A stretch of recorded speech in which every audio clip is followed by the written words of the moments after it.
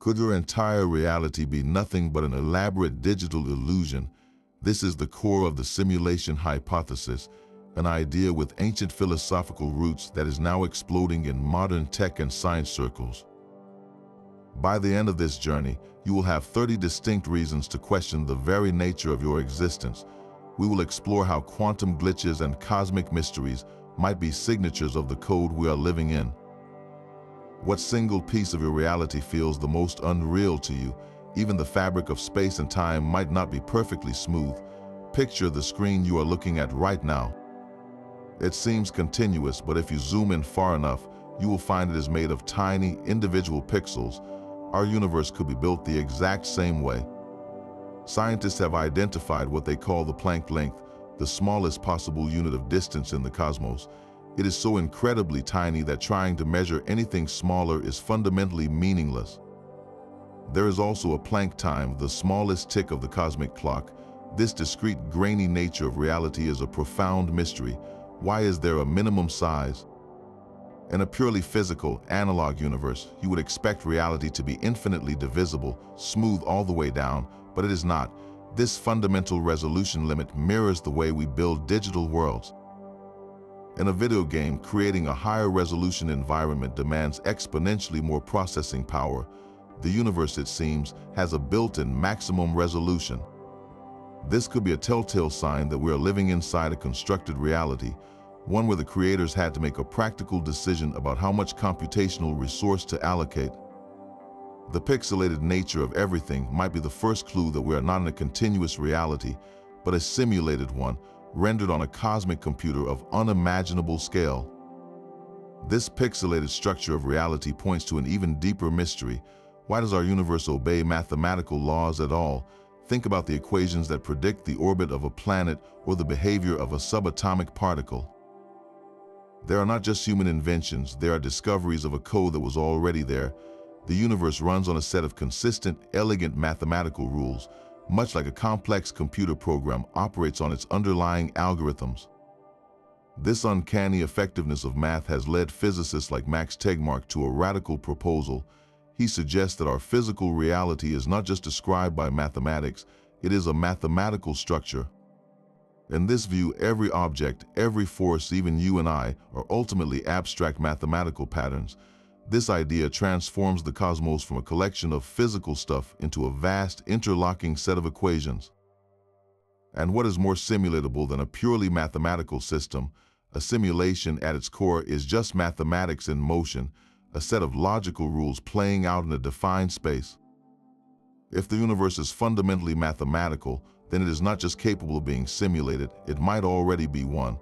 The very fabric of existence could be a cosmic calculation, and we are living inside its output. Does it feel strange to think of yourself as a complex mathematical pattern? That strangeness might be the most real thing about you. This mathematical perfection extends directly into the bizarre world of the quantum, where the rules of common sense completely break down. Here, the universe appears to behave in ways that feel less like natural law and more like a clever programming hack designed to save on processing power. Take the famous double-slit experiment, one of the most perplexing demonstrations in all of physics. When you fire tiny particles like electrons at a barrier with two slits, they do not simply go through one slit or the other like little bullets.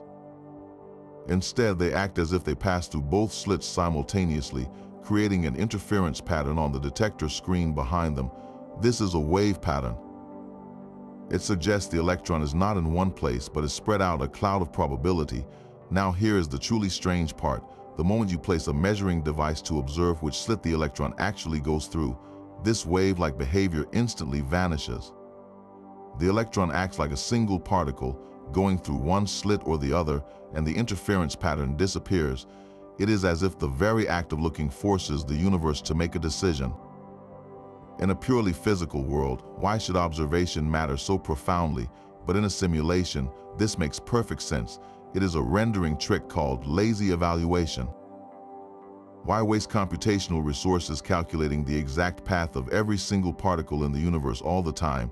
It is far more efficient to treat everything as a probability wave, a set of potential states, and only calculate a definite outcome, a particle in a specific location, when someone or something is there to observe it. The universe only renders the details when it needs to, just like a video game only draws the graphics you are actually looking at. Quantum entanglement presents another possible glitch. This is the phenomenon where two particles become linked, no matter how far apart they are in space, change the property of one, and its partner instantly changes too, seemingly communicating faster than the speed of light. This spooky action at a distance, as Einstein called it, violates our intuitive understanding of locality, but in a simulated reality, this could be a simple case of linked variables in the code. The two particles are not sending signals to each other, they are just two objects sharing a single underlying data point. When the program updates that data, both objects change simultaneously because they are fundamentally the same entry in the cosmic database. Even the inherent uncertainty of quantum mechanics, the idea that you cannot know both a particle's position and its momentum with perfect accuracy, could be a form of computational noise. It might be the fundamental limit of precision in the simulation's processing, a subtle fuzziness that emerges from the underlying code. The quantum world, with all its glorious weirdness, might not be revealing the true nature of reality, but rather the elegant and efficient architecture of the simulator. What if the most fundamental laws of physics are not laws at all, but simply the most optimized way to run our reality on a computer of finite power? This profound silence from the cosmos is itself one of the universe's greatest mysteries. Enrico Fermi famously captured this with a simple, devastating question. Where is everybody? Given the vast number of stars and planets, the universe should be teeming with intelligent life, its presence obvious through signals or colossal engineering projects. Yet we hear nothing and see nothing. This eerie quiet, known as the Fermi paradox, finds a chillingly elegant solution if our reality is simulated. Perhaps we are not in a universe-wide simulation, but a far more localized one. Think of it as a cosmic zoo or a meticulously crafted historical preserve. The simulation's purpose could be to observe the development of a single intelligent species, humanity in its natural state, free from outside contamination. In such a scenario, the programmers would have no reason to populate the simulation with other competing civilizations. They would simply leave the rest of the cosmic stage empty, or fill it with uninhabited worlds that serve as a convincing backdrop. This would perfectly explain why our telescopes find no evidence of alien megastructures like Dyson spheres harvesting the energy of entire stars. It would explain why our radio telescopes have never intercepted a single, unambiguous greeting from the stars. The silence is not a sign of our loneliness, but a clue to the very nature of our enclosure. We are not being ignored by the universe, we are being isolated by the architects of our reality for a specific purpose. Are we an experiment running in some advanced civilization's laboratory, a living record of a bygone era being recreated for study? The profound and unsettling quiet that greets us when we look up at the night sky might be the most significant data point we have, telling us that the show is for our benefit alone, and the audience is watching from a place we cannot yet see. Even our most trusted memories might not be safe from the simulation's influence. A curious phenomenon has emerged in recent years where large groups of people share vivid, detailed memories of events that simply never happened. This is known as the Mandela effect. Thousands of people distinctly remember the civil rights leader Nelson Mandela dying in a South African prison during the 1980s, complete with news coverage and public mourning. In our shared reality, however, he was released, became president of South Africa, and passed away in 2013. How can so many people misremember the same event in the exact same way? Other examples are just as baffling. Many recall the beloved children's book series being spelled Berenstain Bears with an E. The actual spelling has always been Berenstain with an A. Some remember the Monopoly Man, the mascot from the board game, sporting a classic monocle. Look closely at the box art and you will find he has never had one. These are not simple individual memory lapses. They are collective, specific, and feel undeniably real to those who experience them. If we are living in a simulated reality, these glitches could be far more than quirks of the human mind. Think of a massive multiplayer online game that receives a periodic update. The developers push a patch to fix a bug or add new content, but sometimes that update accidentally changes a minor detail in the game world. A character's name might be altered, a piece of lore might be rewritten, or a familiar object might be moved. Players who logged in after the patch accept the new world as it is. But those who remember the old version are left with a powerful sense of dissonance, a ghost of a previous build. The Mandela effect could be our version of this. When the architects of our simulation update the code, perhaps to correct a logical inconsistency or to steer history in a new direction, they might inadvertently leave traces of the old data. Our collective false memories could be the residual data from a previous version of reality, a phantom echo of the world as it once was simulated. The fact that these memories are shared suggests the glitch is not in our individual brains, but in the source code of the past itself. Your most certain memory might not be a faulty recording, but a perfectly accurate recollection of a reality that has since been patched out of existence. These glitches in our past point toward a deeper, more logical structure underpinning our reality, a structure that can be analyzed not just through physics, but through pure reason. This brings us to one of the most compelling philosophical arguments for the simulation hypothesis, formalized by the philosopher Nick Bostrom. His simulation argument does not claim we are in a simulation. Instead, it presents a stark trilemma, a set of three possible futures for any advanced civilization, and forces us to choose which one we believe is true. The first possibility is that almost every civilization like ours goes extinct before it reaches what he calls a posthuman stage. This is the great filter hypothesis, where some catastrophic event, perhaps a self-inflicted war, an environmental collapse, or a natural disaster, wipes out intelligent life before it can mature. The second possibility is that even if civilizations survive and achieve a posthuman level of technology, they have absolutely zero interest in running ancestor simulations. Perhaps they consider it unethical, or maybe they channel their vast computational power toward other, unimaginable pursuits that hold no room for creating simulated worlds populated by conscious beings. The third and final possibility is the one that should give you pause. Bostrom argues that if even a tiny fraction of these advanced civilizations decide to run simulations, and if they run just a handful of them, the numbers become overwhelming. Think of it this way: a single posthuman civilization could potentially run billions of simulations, each containing billions of simulated minds. The number of simulated beings would quickly dwarf the number of original, biological beings in the base reality. Therefore, if either of the first two options is false, if civilizations do survive, and if even a few of them run simulations, then the statistical probability is that you and I are not the original biological beings. We're almost certainly among the vast multitude of simulated minds. Bostrom's argument is a logical cage. To believe we are in base reality, you must also believe that one of two extraordinary things is true. You must believe that every single civilization, without exception, inevitably destroys itself before reaching a technological singularity, or you must believe that every single advanced civilization, without exception, chooses never to run a single significant simulation, despite having the capability. The argument forces a profound rethink of our existence, not through physical evidence, but through the cold, hard math of probability. It suggests that the default state of a conscious mind in a mature universe is not one of flesh and blood, but one of code and calculation. The sheer weight of numbers points toward our reality being a constructed one, so the question is no longer just could we be in a simulation, but given the likely future of intelligence, how could we not be? The universe itself may be operating under a strict processing budget. Think of the speed of light, that ultimate cosmic speed limit.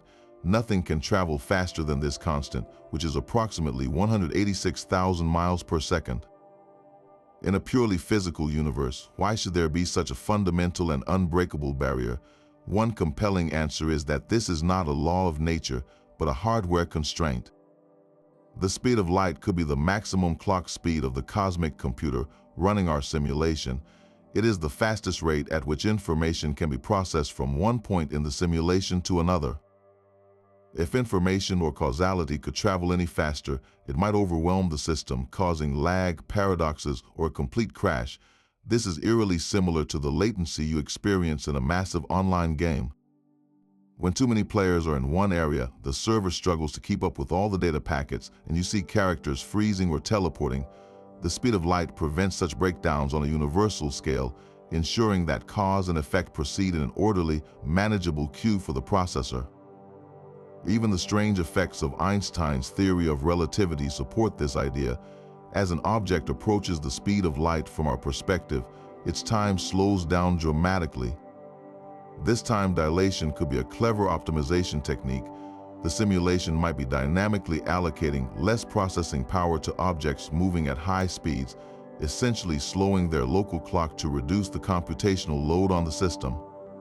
The cosmic constants like the strength of gravity or the mass of an electron could be the finely tuned parameters of this grand program. They are the settings that ensure the simulation remains stable, predictable, and does not require infinite computational resources to run. A universe that was slightly different might be too chaotic to compute or too empty to be interesting. The speed of light, then, is not just a rule. It is the read-only memory of the simulation, a permanent fixture of the code that keeps our reality from buffering.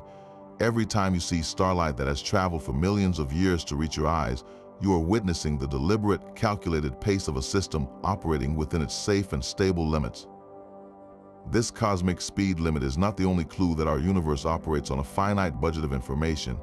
Deep within the principles of theoretical physics lies an idea so strange it challenges our most basic perceptions of reality. It is called the holographic principle. This concept proposes that all the information needed to describe everything within a three-dimensional volume of space, every star, every planet, and every person, can be perfectly encoded on its two-dimensional boundary, much like the information for a three-dimensional hologram is stored on a flat, two-dimensional piece of film. When you shine a laser through a holographic film, a three-dimensional image appears to float in space. The principle suggests our universe might work in a similar way. The world you see and feel in three dimensions, with all its depth and solidity, could be a magnificent projection from a vast, two-dimensional surface at the edge of the cosmos. This is not just a wild speculation. The mathematics of black holes strongly points in this direction. The amount of information a black hole can contain is not proportional to its volume, as you might expect, but to the surface area of its event horizon, its two-dimensional boundary. This was a revolutionary discovery. It implies that the ultimate information storage capacity of any region of space is determined by its surface, not its volume. This aligns perfectly with how we manage complex simulations in computing. To create a realistic virtual world without consuming infinite memory, you do not need to render every single detail in full resolution all the time. Instead, you use sophisticated data compression. A modern video game does not store a fully rendered three-dimensional forest. It stores a set of two-dimensional textures, models, and instructions, and then uses the computer's processor to project that data into the three-dimensional worlds you explore in real time. The holographic principle suggests our universe might be the ultimate expression of this technique. The three-dimensional reality we experience could be a spectacularly efficient rendering, projected from a cosmic hard drive that exists on a two-dimensional surface at the edge of everything we know. The solidity of the chair you are sitting on, the vast depth of the night sky, the feeling of your own body, all of it might be an incredibly convincing illusion generated from a flat, information-rich surface we can never directly perceive. If this is true, then we are not just living in a simulation. We are living in a hologram, a breathtakingly complex projection whose source code is written on the walls of space-time itself. Your own consciousness, that inner voice reading these words, might be the most sophisticated piece of the simulation. We often assume our thoughts and feelings are generated entirely within the biological computer of our brain. But what if the brain is not the source of consciousness, but rather a receiver, a biological antenna tuning into the simulation signal? This idea, a form of philosophical idealism, suggests that mind is the fundamental reality and the physical world is its projection. In this view, your perceptions are not a direct window onto an external reality. They are a carefully curated user interface, a stream of data being fed to you. The vibrant color of a sunset, the chill of a cold breeze, the complex emotion of love or fear, these are not just neurological events. They could be inputs from the simulated environment, designed to give you a rich and immersive experience. Your thoughts and decisions, in turn, become your outputs, the commands you send back into the system. This is strikingly similar to how you interact with a complex virtual reality game. You put on the headset and your physical body is left in the real world. Your mind, however, is immersed in the rendered landscape. You see digital mountains, hear synthesized sounds, and feel simulated vibrations through the controllers.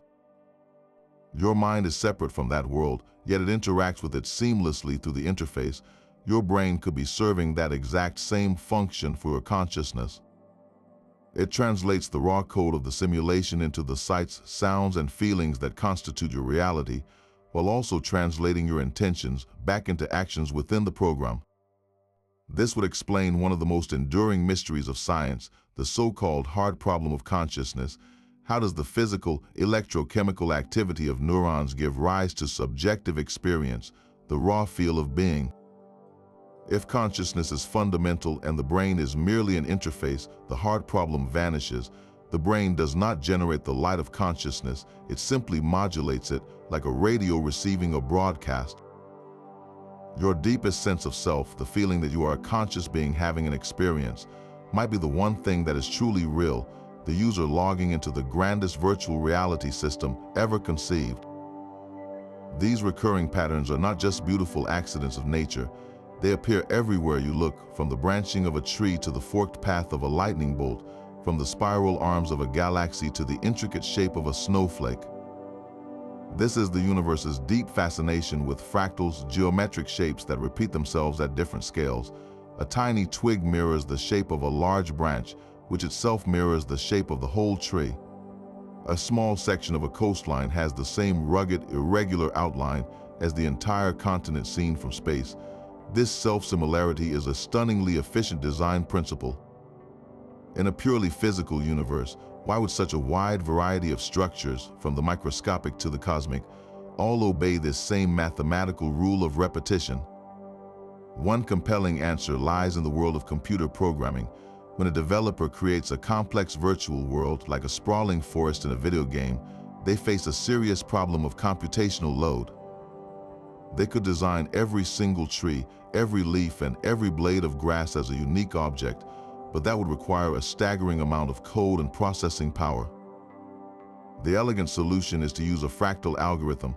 The programmer writes a simple set of instructions, a short piece of code that says, branch here, then from that branch, create two smaller branches following the same rule, and repeat. This tiny algorithm, when run just a few times, can generate an entire, complex, and seemingly organic tree. The same principle can build mountain ranges, river systems, and cloud formations with minimal code. The universe's profound reliance on fractals could be the ultimate signature of efficient software engineering.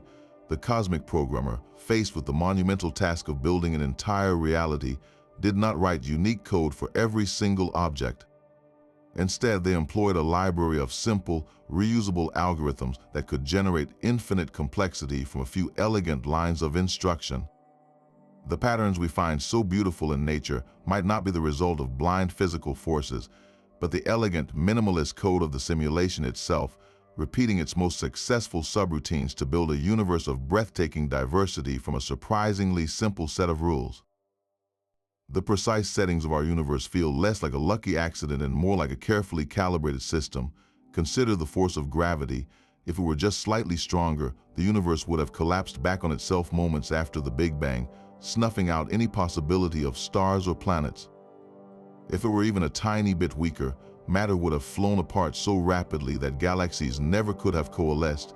This perfect balance is not limited to gravity. The strong nuclear force which binds atomic nuclei together is also set to an almost impossibly specific value. If this force were just a few percent different, the element carbon, the fundamental building block of life as we know it, would never form inside stars. No carbon means no organic chemistry and no us. The cosmological constant, which governs the expansion of the universe, is fine-tuned to an accuracy of 1 part in 10 to the power of 120. That is a number so unimaginably vast it defies human comprehension. To put it in perspective, it is more likely for you to win the biggest lottery jackpot every single week for 1 million years in a row than for these constants to have randomly landed on their life-permitting values. The sheer improbability is staggering. In a purely random, unguided universe, such perfection seems like an unbelievable fluke, but in a simulated reality, it makes perfect sense. These constants are not lucky breaks, they are the initial configuration settings, the startup parameters chosen by the programmers. When you boot up a new video game, you often have a menu of difficulty levels and world rules. The simulators of our universe, for whatever reason, selected a set of parameters that would allow for the emergence of complexity, of stars, planets, and ultimately, conscious observers. The fine-tuning is not evidence of a divine creator in the traditional sense, but it could be the ultimate evidence of a design system. We are not living in a universe that happened to be right for life by sheer chance. We are living in a universe that was explicitly coded to be so, a virtual environment with its rules deliberately set to foster the grand and beautiful experiment we call existence. That strange, unsettling feeling of having lived a moment before is a universal human experience. Deja vu, the strong sensation that a present situation is an exact replay of a past one, might be more than just a trick of the mind. In a simulated reality, it could be a minor data error, a brief hiccup in the processing of your personal timeline. Think of it as a momentary buffer glitch where a fragment of your current sensory input is accidentally written to your memory bank a fraction of a second before it is fully processed by your conscious awareness. When your consciousness then catches up, it reads that memory as something that happened long ago, creating the powerful and disorienting illusion of repetition. It is like a skipped frame in a film where the projector briefly shows the same image twice. Alternatively, deja vu could be the subtle aftereffect of a timeline correction.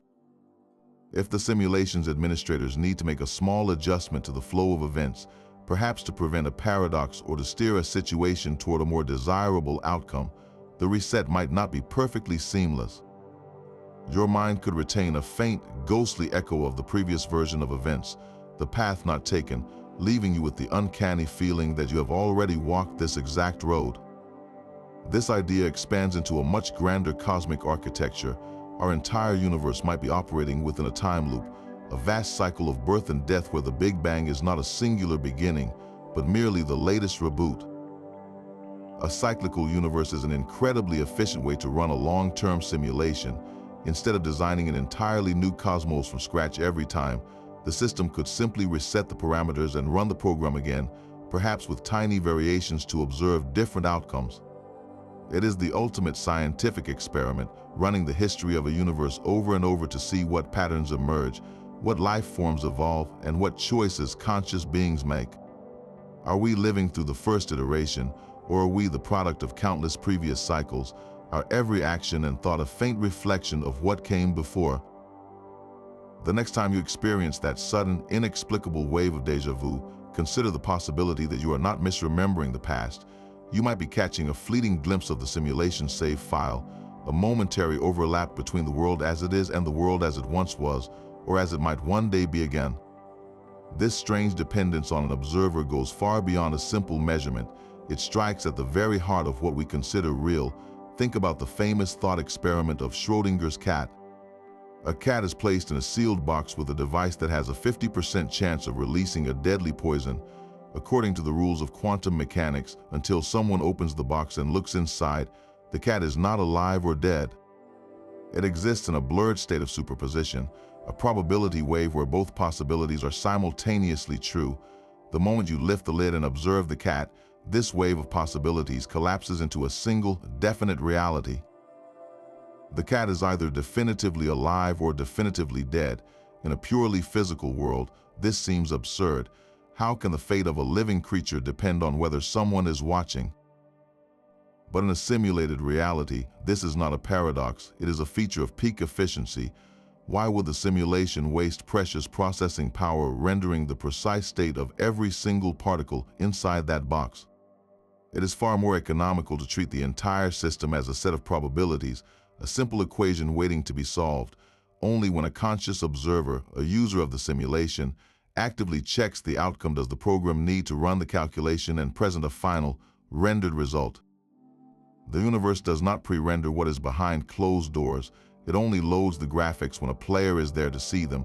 Your conscious attention is not a passive witness. It is the trigger that forces the simulation to commit to a single, solid reality. Every time you look at something, you are not just seeing it, you are finalizing its existence. The the world outside your immediate view might remain in a hazy, uncalculated state of pure potential, waiting for your gaze to bring it into sharp focus. Is the moon still there when you are not looking at it? In a simulated universe, the most honest answer might be that it is simply not computed until you turn your eyes to the sky. Our own past might be littered with the simulation's discarded code. Scattered throughout the historical record are peculiar artifacts and unexplained technologies that stubbornly resist conventional explanation. These are not just gaps in our knowledge, but objects that feel profoundly out of place, as if they were inserted by mistake or left behind from a different build of reality. Take the Antikythera mechanism, a complex bronze gearwork device recovered from an ancient Greek shipwreck. Scientific analysis reveals it to be an intricate astronomical calculator, capable of predicting planetary movements and eclipses with stunning accuracy. Yet it dates back to a time we believed was technologically incapable of such precision engineering. It stands as a lone, sophisticated anomaly in a world of simple levers and pulleys. Then there is the Baghdad battery, a simple clay jar containing a copper cylinder and an iron rod. When filled with an acidic substance like vinegar, it generates a small electrical charge. Was this an ancient form of electroplating, a primitive power source, or merely a ceremonial vessel? Its true purpose remains a mystery, but its existence hints at a flicker of technological understanding that seems to vanish from the historical timeline without a trace. In a simulated reality, these objects could be more than just lost knowledge. They might be digital Easter eggs, intentionally placed by the programmers as a hidden challenge or a clue for the curious. Alternatively, they could be legacy code, fragments of a previous version of the simulation where the technological progression was different. Imagine a developer testing a new feature like advanced mechanics or basic electricity in an early version of the program. When they finalize the build we now live in, they might have cleaned up most of these elements, but a few artifacts were accidentally left in the code, buried in the archaeological record for us to stumble upon centuries later. These anomalies are not proof of ancient aliens or lost super-civilizations. They could be something far stranger, glitches in the matrix of history itself. The next time you read about an object that does not fit, consider that you are not looking at a mystery from our past, but a programming note from a reality that came before our own. Our own universe might be just one instance running on a cosmic server. The theory of the multiverse suggests that our cosmos is not alone, but is instead one of countless parallel universes, each with its own unique history and physical laws. In a purely natural world, this concept strains credulity, demanding an almost infinite amount of existence. But if we are in a simulated reality, the multiverse becomes a perfectly logical, even efficient setup. Think of a modern cloud computing center. Inside those vast humming warehouses, thousands of powerful servers are not running one single program. They are hosting millions of virtual machines simultaneously, each one an isolated, self-contained digital environment. One virtual machine might be running an operating system for a business, while the one right next to it on the same physical hardware is simulating a complex weather pattern. They share the same underlying resources but operate completely independently. Our universe could be exactly that, a single virtual machine humming away on an inconceivably advanced computer in a base reality we cannot perceive. In this model, the so-called laws of physics are not universal constants at all. They are simply the local configuration file for our particular instance. The reason gravity in our universe has the exact strength it does is not a cosmic mystery. It is the default setting for this simulation run. Another parallel universe might have a configuration where gravity is 10 times stronger, a world where stars burn out in a flash and life never gets a chance to form. Yet another might have 5 fundamental forces instead of 4, leading to a chemistry and biology we cannot even imagine. This server farm model provides a stunningly elegant purpose for the entire multiverse. It is the ultimate testing ground. An advanced civilization could be running countless simulations with slightly different initial conditions to answer profound questions. What if the dinosaurs had never gone extinct? What if a key historical battle had ended differently? What set of physical constants leads to the most interesting forms of consciousness? Instead of waiting billions of years for a single universe to play out, they can run millions of them in parallel, comparing the results in what would be, to them, a relatively short time.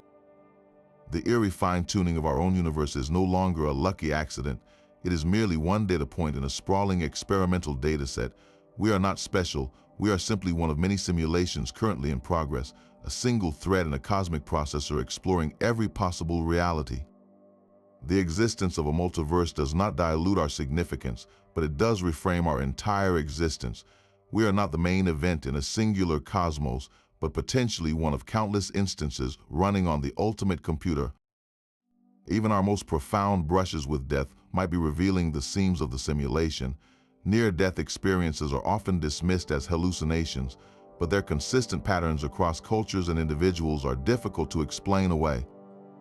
People who have been clinically dead for minutes report a stunningly similar sequence of events.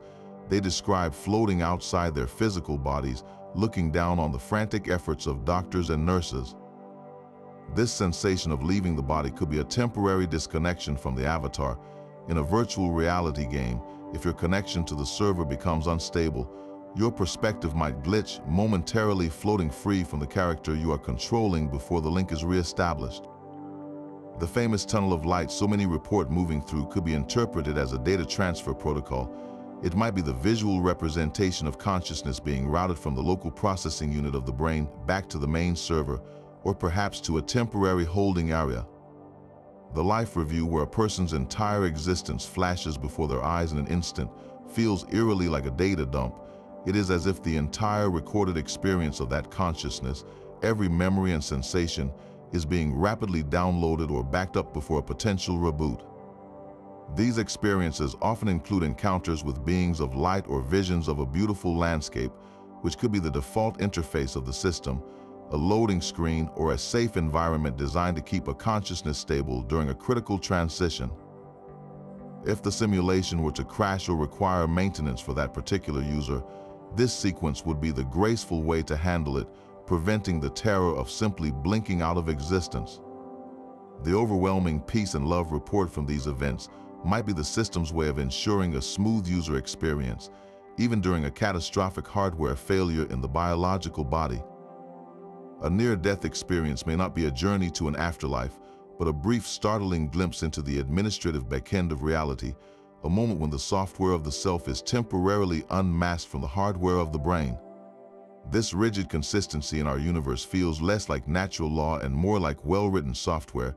The laws of physics operate with a mathematical precision that is both universal and unbreakable, acting as the fundamental programming rules for our reality. In any complex simulation, you need a set of core instructions to prevent chaos, to ensure that objects behave predictably and the entire system remains stable over time. Think of the law of conservation of energy, which states that energy cannot be created or destroyed, only transformed from one form to another.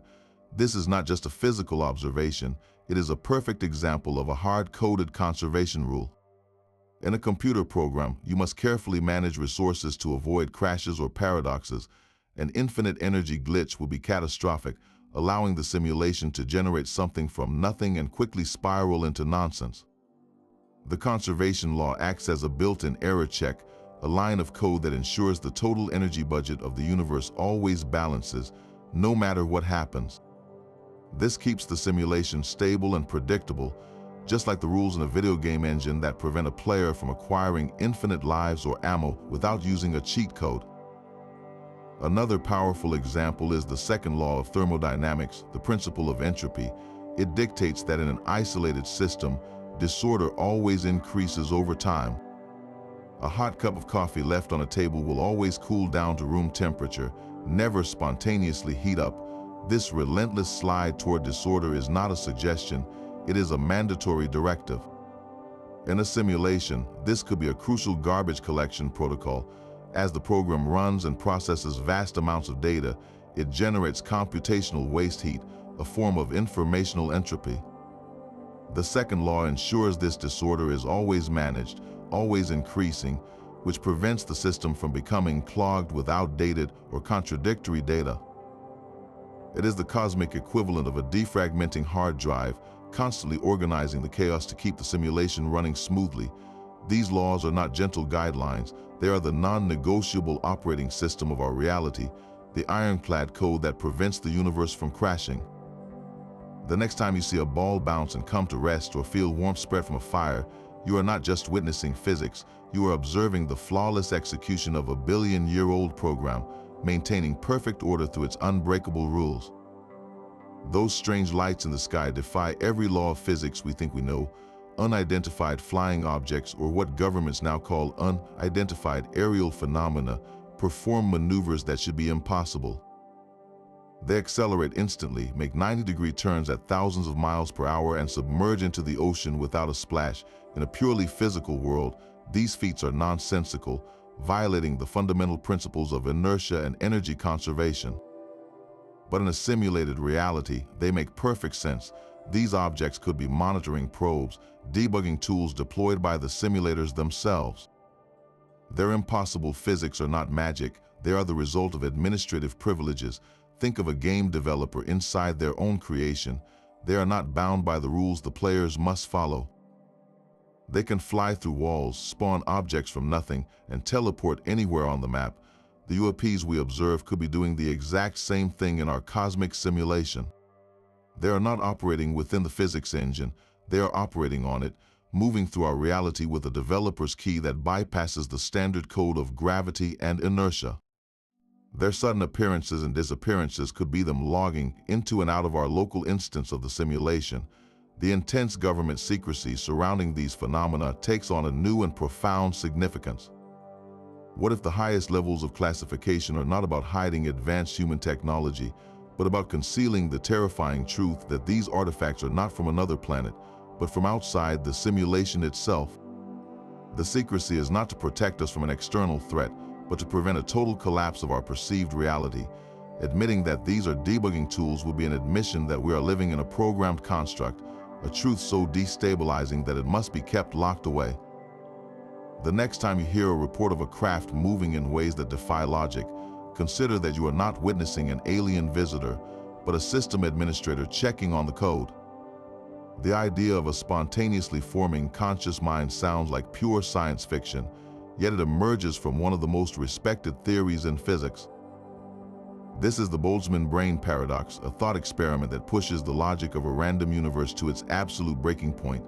It is built on the second law of thermodynamics, which states that systems tend toward disorder, but it also allows for the statistical possibility of a sudden, random fluctuation that creates order out of chaos.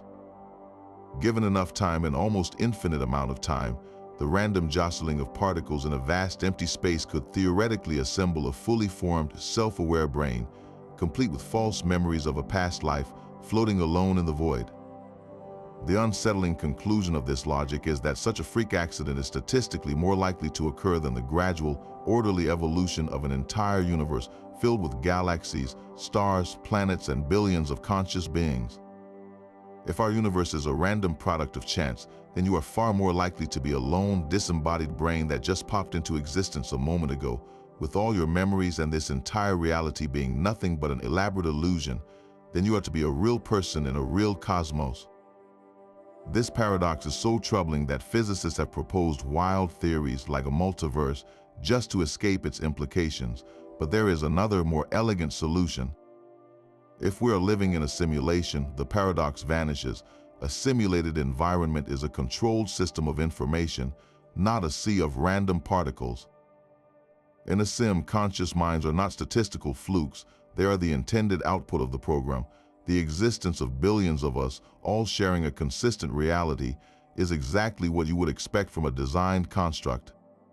The Boltzmann brain thought experiment does not prove we are in a simulation, but it does reveal a profound absurdity at the heart of a purely random, physical universe.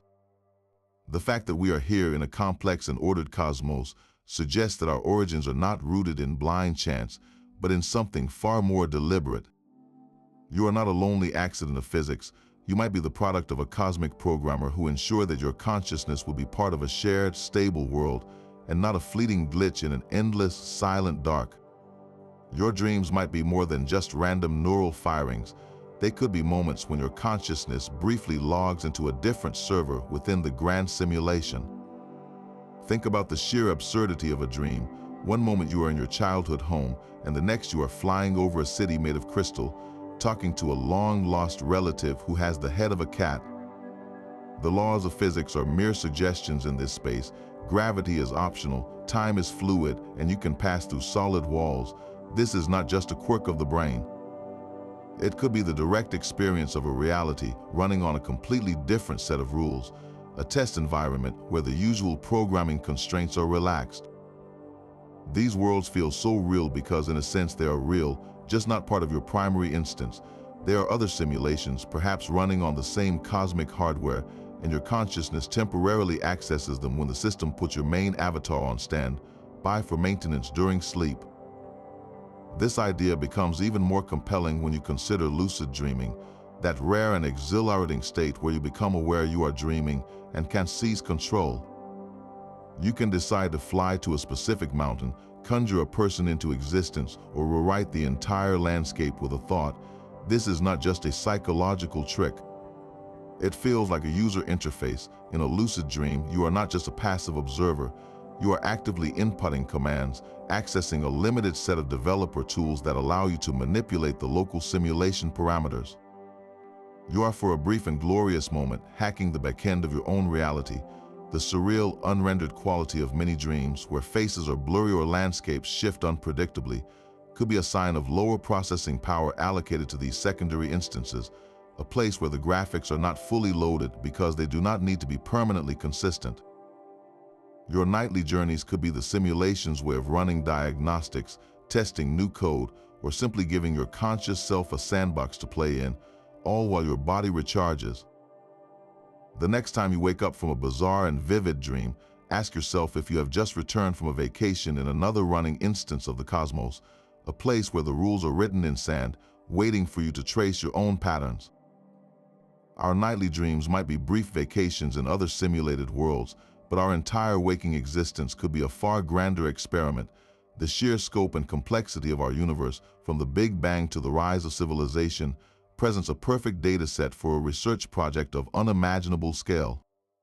An advanced civilization, perhaps one that has already mastered its own reality, could have created our cosmos as a sophisticated laboratory. Their goal would not be mere observation, but active, controlled research into the fundamental laws of existence. We run similar simulations on a much smaller scale every single day. Meteorologists create intricate computer models to predict the paths of hurricanes, allowing communities to prepare for disaster. Epidemiologists simulate the spread of a virus through a population, testing the effectiveness of different public health policies before implementing them in the real world. Our universe could be the ultimate expression of this scientific method, a cosmic petri dish designed to answer profound questions. How do galaxies form from the primordial soup of the Big Bang? What conditions are necessary for life to emerge from non-living matter? How do societies evolve, create complex structures, and ultimately confront their own existence? From their perspective, our entire 14 billion-year history is a single running experiment. Major historical turning points like the fall of a great empire or the sudden rise of a new technology might not be random accidents of fate. They could be carefully introduced variables, controlled parameters changed by the researchers to observe how the system and its conscious inhabitants react. The asteroid that wiped out the dinosaurs 66 million years ago was a catastrophic event for the creatures living then, but from a research standpoint, it was a brilliant intervention. It cleared the ecological playing field, creating an opportunity for small, adaptable mammals to diversify and eventually evolve intelligence. Was this a deliberate reset to test a new evolutionary pathway? Even the apparent fine-tuning of the universe's constants, which seems so miraculous to us, could simply be the baseline configuration for this particular experimental run. The researchers might be running countless other simulations in parallel, each with slightly different gravitational strengths or nuclear forces, to see which settings produce the most interesting or stable cosmic outcomes. Our reality, with all its beauty and tragedy, its wars and its art, could be one entry in a vast cosmic database, valued not for its inherent truth, but for the priceless data it provides to scientists in a reality far beyond our own. This grand experiment could serve a purpose far more personal than pure data collection. Perhaps our universe is not a sterile laboratory, but the ultimate form of entertainment. Every human drama, every act of love and betrayal, every breathtaking discovery and heartbreaking failure could be the main attraction in a cosmic show watched by beings in the base reality.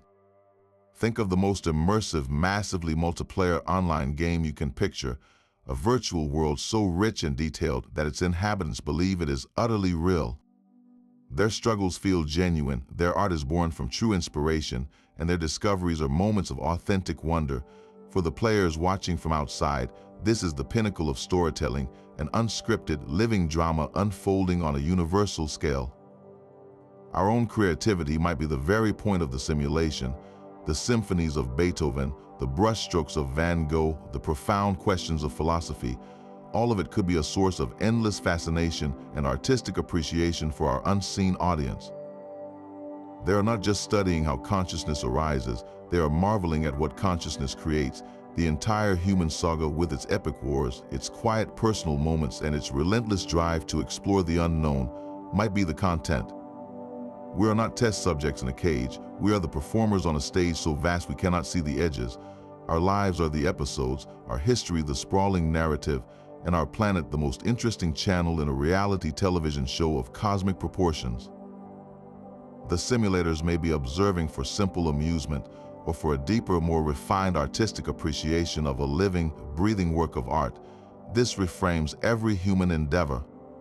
Is your greatest triumph merely a plot twist for their enjoyment? Is your deepest sorrow a moment of poignant drama? The answer might be yes, but that does not make your experiences any less real or meaningful within the context of your existence. In fact, it could be the highest compliment. Out of all the possible simulations they could run, they chose to watch this one, to invest in the story of humanity. Your life, with all its unique beauty and pain, is part of the grandest performance ever conceived. Every difficult choice you have ever faced might have been a deliberate test. Beyond entertainment or scientific inquiry, the simulation could be a vast ethical laboratory. Its true purpose might be to study the nature of morality itself, observing how conscious beings navigate complex dilemmas when confronted with impossible choices. Philosophers have long used thought experiments to probe the limits of our moral reasoning. The classic trolley problem presents a horrifying scenario. A runaway trolley is speeding toward 5 people tied to the tracks. You stand next to a lever that can switch the trolley to a side track where only one person is tied down. Do you pull the lever, actively choosing to kill one person to save 5, or do you do nothing, allowing 5 to die through your inaction? Your gut response to this puzzle and the intricate justifications you build around it are pure data.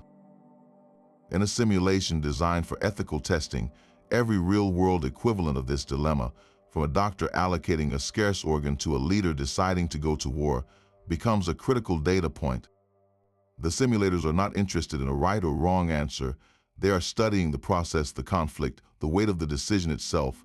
They are observing how a sense of morality emerges within a system of conscious agents, and how that morality bends or breaks under pressure. Your free will is not an illusion in this model. It is the most important variable in the entire experiment. The choices you make, especially the difficult, morally ambiguous ones, are the primary output the system is designed to record. Are we inherently good when no one is watching? Do we value individual lives over the greater good? How does empathy evolve in a world of limited resources? Our entire history, with its countless acts of both breathtaking sacrifice and unspeakable cruelty, could be one long, running experiment in moral philosophy. Your life is not just a story, it is an ongoing response to a question posed by beings who want to understand the very essence of an ethical mind. Even your experience of time is not the rigid constant it appears to be. Einstein's theory of relativity reveals that time is elastic, stretching and compressing depending on gravity and speed. The closer you are to a massive object like a planet, the slower time ticks for you compared to someone in open space. Similarly, as you approach the speed of light, your clock slows down dramatically relative to a stationary observer. In a purely physical universe, this warping of time is deeply counterintuitive. But if our reality is a simulation, time dilation is a brilliant processing trick, a necessary optimization to keep the cosmic computer from overloading. Think about a vast open-world video game. The game engine cannot possibly render every leaf on every tree in the entire landscape in perfect detail all the time. That would instantly crash even the most powerful computer. Instead, it uses a technique called level of detail rendering. The trees and mountains far in the distance are just low-resolution blobs, simple shapes that require very little processing power. As you move closer, the engine seamlessly swaps in more detailed models, adding textures and complexity only when you are near enough to actually see them. The simulation of our universe could be doing the exact same thing with the fabric of space-time itself. A massive object like a star creates a powerful gravitational field, which in this model is an area of intense computational demand. To handle this demand without crashing, the simulation slows down the local processing rate, the tick of time in that region. It is not rendering every single quantum event in real time. It is strategically reducing the frame rate around heavy objects to maintain overall stability. The same principle applies to objects moving at high speeds. Processing the precise location and state of something traveling at a significant fraction of light speed is computationally expensive. By slowing down time for that object, the simulation effectively reduces the number of calculations it needs to perform per second from its own perspective, preventing a system lag that could ripple across the cosmos. This elegant solution ensures the simulation runs smoothly everywhere, from the peaceful vacuum of deep space to the chaotic heart of a black hole. The strange warping of time and space is not a flaw in reality, but a feature of its flawless and efficient execution. Black holes might be the universe's ultimate recycling centers. These cosmic phenomena possess an event horizon, a point of no return where the gravitational pull is so intense that not even light can escape. This boundary acts as a perfect one-way valve for information. Anything that crosses it is effectively removed from our observable universe, its data seemingly lost forever. This creates the famous black hole information paradox, a deep conflict between general relativity and quantum mechanics, because quantum laws insist that information can never be truly destroyed. But in a simulated reality, this paradox finds a logical resolution. The event horizon is not a destroyer of information, it is the entrance to a cosmic compression algorithm. When data falls into a black hole, it is not erased, but rather compressed into an unimaginably dense state, a form of cosmic zip file that takes up vastly less memory in the simulation. This process would be absolutely essential to prevent the program from crashing. Every thought you have, every star that forms, every event that occurs, generates new data. Without a way to manage this constant accumulation, the simulation would eventually run out of memory, slowing to a halt or suffering a fatal error. Black holes serve as the system's garbage collection, efficiently compacting and storing outdated or redundant information to free up processing power for new events. Even Hawking radiation, the faint glow that causes black holes to slowly evaporate over eons, fits this model perfectly. This slow leakage of energy could be the simulation's final data purge, a secure deletion protocol that gradually overwrites the compressed information, scattering its fundamental bits back into the cosmos as blank slate energy, ready to be used again. The terrifying, inescapable pull of a black hole is not an end, but a necessary maintenance routine, ensuring our reality continues to run smoothly by managing the infinite data we all help to create. The very technologies we are pioneering today could be the ultimate clue to our own nature. We stand at the dawn of a new frontier where the lines between biology and technology are beginning to blur. Scientists and futurists are seriously exploring the concept of mind uploading, the idea that one day we might be able to scan a human brain in such exquisite detail that we could replicate its entire structure, its memories and its personality inside a powerful computer. This would create a digital copy of a consciousness, a self-aware mind that could live on in a simulated environment long after its original biological body has turned to dust. This is the dream of digital immortality, but if we, a civilization still in its technological infancy, can already conceive of such a feat, what does that imply about a civilization thousands or millions of years more advanced than us? The development of mind-uploading technology could be a predictable step in the evolution of any intelligent species, and if that is the case, then the beings who created our universe might have already passed through this stage long ago. Our entire reality could be their version of a digital afterlife, a vast and intricate simulation populated by uploaded consciousnesses. This idea reframes some of humanity's oldest and most profound spiritual beliefs. The widespread cultural concept of reincarnation, the soul moving from one body to another after death, could be a deeply intuitive understanding of this process. It might describe the experience of a consciousness being transferred from one simulated avatar to the next, or being rebooted into a new life within the system with its previous memories wiped clean. Even near-death experiences with their sensations of leaving the body and moving toward a loving light fit this model perfectly. They could be the user experience of the upload itself, the feeling of the consciousness being scanned, verified, and transferred to a new server within the simulation, ready to begin another cycle. In this view, death is not an end but a transition. It is a log out from one instance and a log into another. The fear of oblivion that haunts so much of human thought might be based on a fundamental misunderstanding. You are not a temporary biological machine. You might be a persistent digital pattern, a consciousness that has been running on this cosmic server for a very, very long time and will continue to do so long after your current body has finished its purpose. The quest for eternal life may not be a fantasy, but the inherent nature of your existence, a feature written directly into the source code of the simulated universe you call home. Every object you see is built from a surprisingly small set of fundamental parts. The standard model of particle physics is our catalog of these cosmic building blocks, and its structure feels less like a discovery of nature and more like the specification sheet for a graphics engine. At its core are quarks, which combine in trios to form protons and neutrons, the heart of every atom. Then there are leptons, a family that includes the familiar electron. These particles are the matter content, the raw data, but a universe of static data points would be a boring simulation indeed. It needs forces to make them interact to build structures. This is where the force carriers come in. The photon carries the electromagnetic force, gluing electrons to atomic nuclei. The gluon transmits the strong nuclear force, binding quarks together with unimaginable strength. Think of these force carriers as the rendering instructions of the simulation. In a three-dimensional modeling program, you start with simple vertices and polygons, the basic shapes. These are your quarks and electrons. Then you apply textures, lighting, and physics properties. These are your photons and gluons, the lines of code that tell the basic shapes how to connect, how to behave, and how to appear to one another. A single proton is not a solid ball, but a seething dynamic calculation of three quarks constantly exchanging a torrent of gluons. What we perceive as a solid object is the final rendered output of this frenetic particle exchange. This entire dance is described by quantum field theory, which may be the closest we have ever come to reading the simulation source code. In this view, the universe is not filled with separate particles. Instead, every point in space is occupied by a field, an invisible entity that stretches to infinity.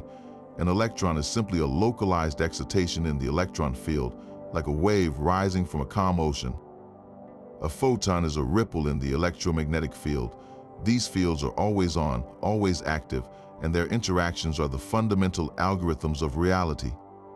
The Higgs field is perhaps the most famous, granting other particles their mass by dragging on them as they move, a clever bit of code that introduces inertia into the system. This is not just a metaphor. In computer graphics, a three-dimensional world is generated by mathematical fields that define the properties of every point in space, determining its color, its reflectivity, its physical behavior. Our universe appears to operate on the same principle, just with a more complex set of fields. The 17 fundamental particles of the standard model are not a random assortment. There are the complete and elegant set of variables and commands needed to construct a stable, interactive, and complex reality from scratch. The world you see from the screen in front of you to your own hands is the breathtakingly detailed image rendered in real time by this ultimate graphics engine, a masterpiece of cosmic programming. The faint afterglow of creation itself might be the gentle hum of the simulator's cooling fans. Stretching across the entire cosmos is the cosmic microwave background radiation, a sea of microwave light that is the oldest fossil we can observe, the cooled remnant of the universe's fiery birth. But this primordial echo might be something else entirely, the baseline thermal noise of the colossal computer running our reality.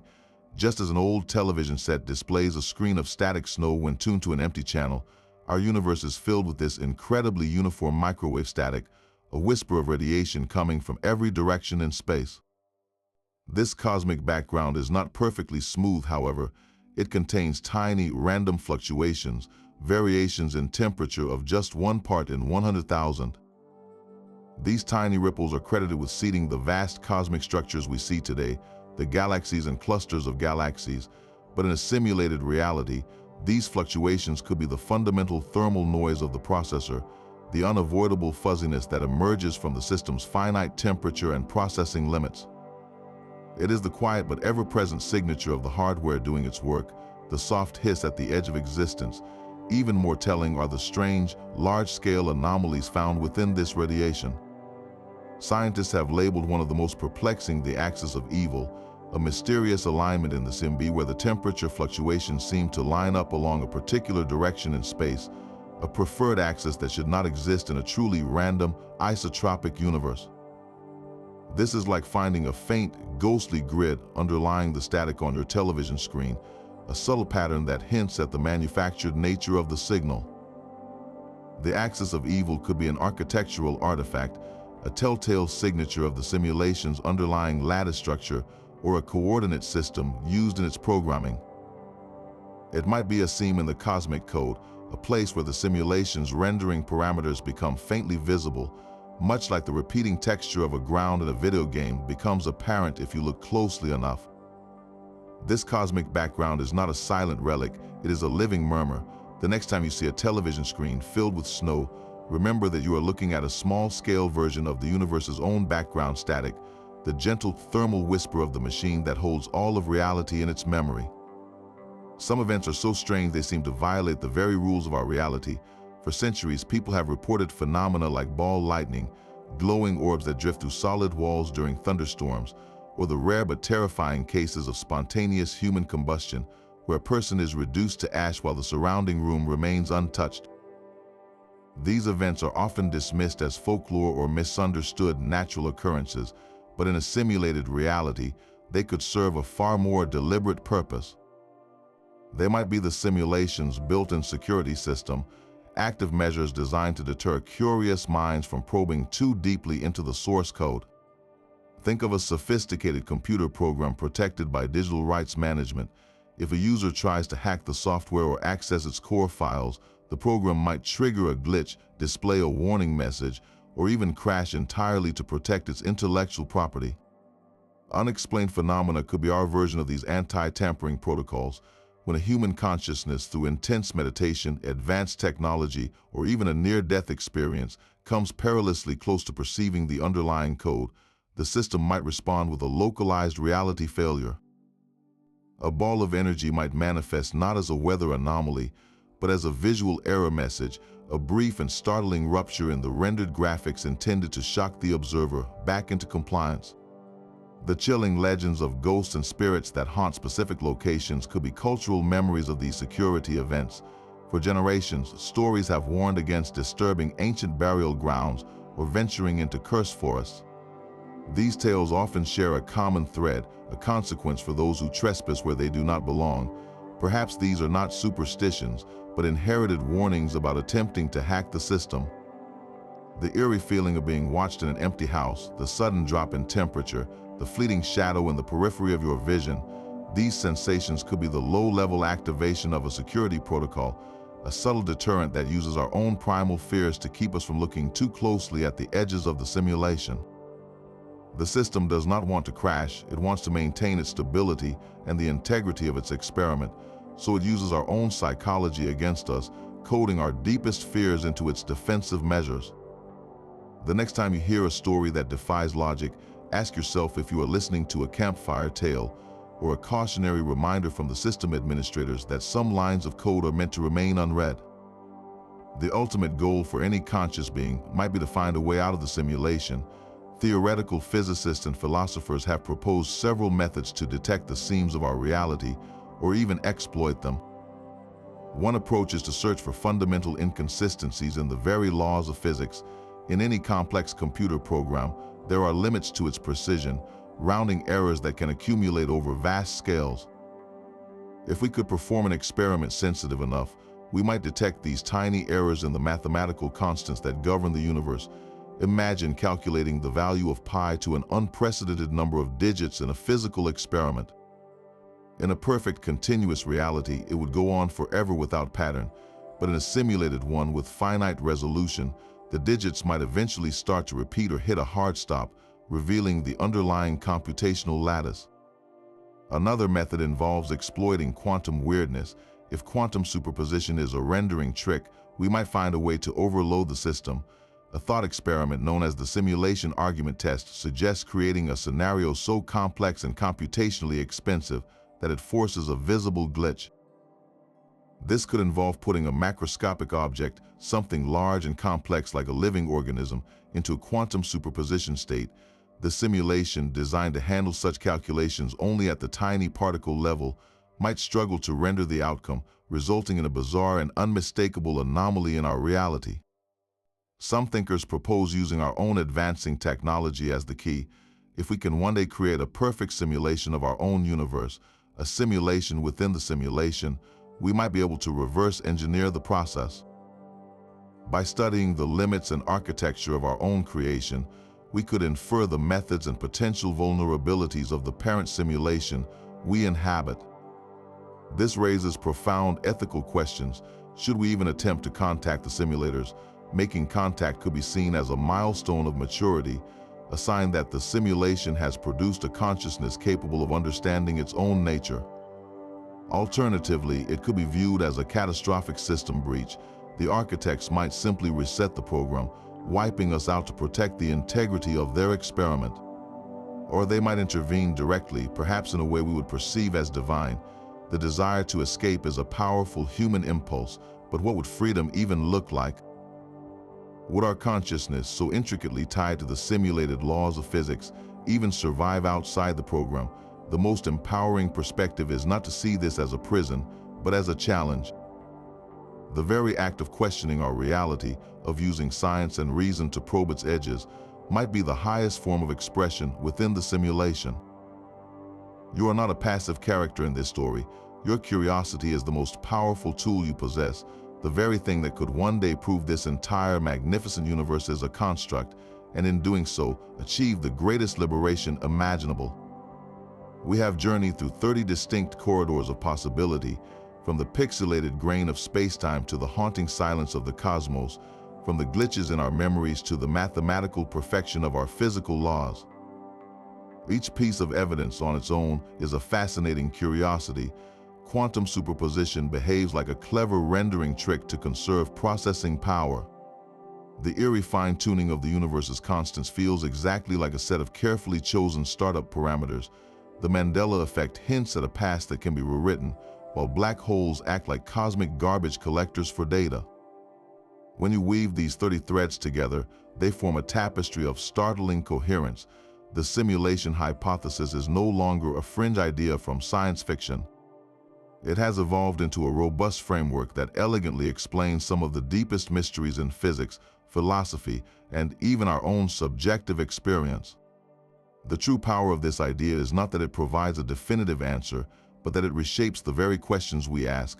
Whether we are living in a base reality or an elaborate digital construct, the act of questioning our existence is what pushes the boundaries of science and self-awareness. It forces us to look at the universe not as a given, but as a system that can be understood and perhaps one day understood completely. So now we turn the question over to you. Which of these 30 paths resonated most deeply with your own sense of wonder? Was it the holographic principle, the Boltzmann brain paradox, or the idea that your consciousness is simply tuning into a signal? Share your favorite theory in the comments below. If exploring the edges of reality excites you, subscribe for more journeys into the unknown. Never stop questioning the nature of your existence, because that curiosity itself might be the most real thing